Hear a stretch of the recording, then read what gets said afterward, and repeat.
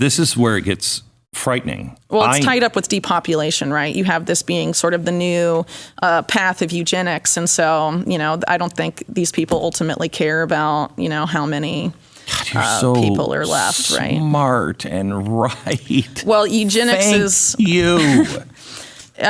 People like to act like eugenics disappeared, and it hasn't. It's just rebranded. And if you look at the history, it's very clear, and it's very disconcerting. That's why everything you're seeing that is coming out of policy all over the world, all of the World Economic Forum seems so Malthusian. Look at Canada. The medically assisted death, originally it was going to be for terminally ill people. Now people are pitching it to homeless people in Canada saying, you're too poor to live. Do you want to kill yourself?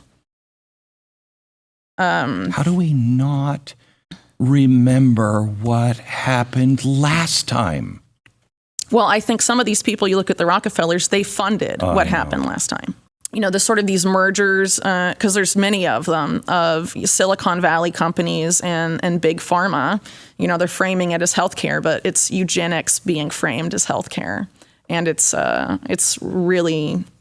terrifying. It's terrifying. It's crazy. There's a lot of words for it, but ultimately it has to be stopped. And unfortunately, COVID has set this precedent where it can be mandatory, or where you can lose your livelihood, where you can, not be able to travel. You can basically be placed under house arrest unless you agree to it. If you don't, in the grand scheme of where we've all been upgraded. We're all part of the internet. Upgraded. Yeah, I know. I don't think that's the intention. That's how they're selling it to people. If you look at this, for example, the British Eugenics Society, where a lot of this came from, you look at someone like H.G. Wells, best known as a science fiction writer, but also a avowed eugenicist. He predicted that in 100 to 200 years, there would be two human races.